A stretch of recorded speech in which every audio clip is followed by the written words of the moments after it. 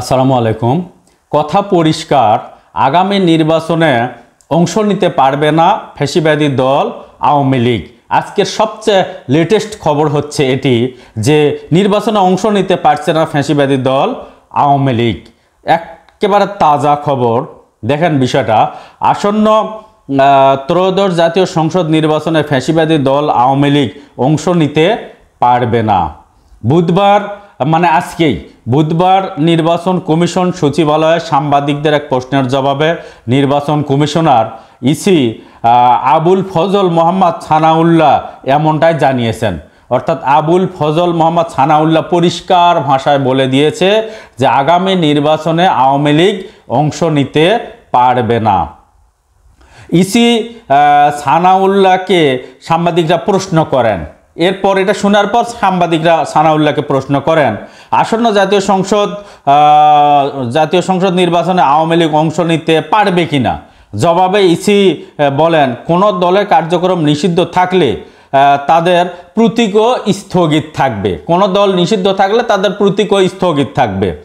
তারা নির্বাচনে অংশ নিতে পারবেন না। পরিষ্কার কথা বলছে যে তারা নির্বাচনে অংশ নিতে পারবে না, কিন্তু প্রতীক ছাড়া স্বতন্ত্র দাঁড়াতে পারবে কিনা সেটা সময় বলে দিবে। এই বিষয়টা এখনো ক্লিয়ার করেনি যে প্রতীক ছাড়া আওয়ামী লীগের প্রার্থীরা অংশগ্রহণ করতে পারবে কি না।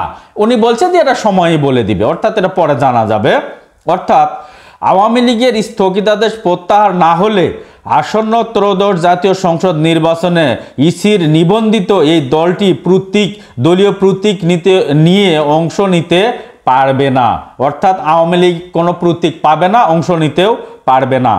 আওয়ামী লীগের নাম না নিলেও স্থগিত থাকা দলের বিষয়ে ইসির অবস্থান স্পষ্ট করে ইসি ছানাউল্লাহ। অর্থাৎ আওয়ামী লীগের নাম সরাসরি নেয়নি, কিন্তু উনি বলছে যেহেতু ফ্যাসিবাদী দল, নিষিদ্ধ দল, প্রতীক নিষিদ্ধ, সুতরাং তারা নির্বাচনে অংশগ্রহণ করতে পারবে না। তিনি আরও জানান, একক প্রার্থী থাকলে সেই আসনে না ভোট থাকবে ব্যালটে। কোনো আসনে যদি একক প্রার্থী থাকে তাহলে সেখানে না ভোট থাকবে। জোটবদ্ধভাবে নির্বাচন করলেও প্রার্থীরা নিজ নিজ দলের প্রতীকে নির্বাচন করবেন। যতই তারা অনেকগুলো দল মিলে একটা জোট হোক, কিন্তু তারা তাদের নিজ দলের প্রতীকে নির্বাচনে অংশগ্রহণ করতে পারবেন। ইভিএম সংক্রান্ত সব বিধান বাতিল করা হয়েছে। কোনো ধরনের ইভিএমের কোনো আলোচনা নাই, ইভিএম নাই, ইভিএম বাতিল।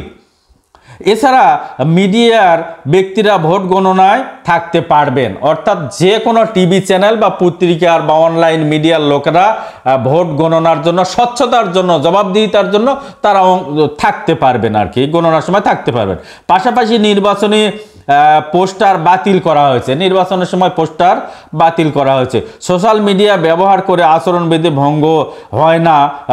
ভঙ্গ হয় তা করা যাবে না। সোশ্যাল মিডিয়ার মাধ্যমেও যে আচরণবিধি যদি ভঙ্গ হয়, এ ধরনের কার্যক্রম চালানো যাবে না।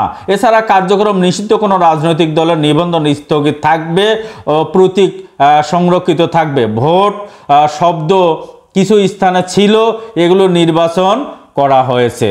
অর্থাৎ নির্বাচন কমিশনের পরিষ্কার বার্তা যে আগামী ফেব্রুয়ারিতে যে নির্বাচন হচ্ছে, এই নির্বাচনে ফ্যাসিস্ট সরকার, আওয়ামী লীগ সরকার অংশগ্রহণ করতে পারবে না। কারণ তারা যেহেতু নিষিদ্ধ ঘোষিত, তাদের প্রতীক নিষিদ্ধ, এটাই এখন পর্যন্ত পরিষ্কার কথা। এটা তো এই প্রশ্নটাই আপনার প্রাসঙ্গিক নয়। সেই রাজনৈতিক দল তার কোনো কার্যক্রম করতে পারছে না, সুতরাং তিনি সেই রাজনৈতিক দলের নাম নিয়ে কোনো ধরনের ইলেকশন করতে পারছেন না, সেটা সময়ই বলে দিবে।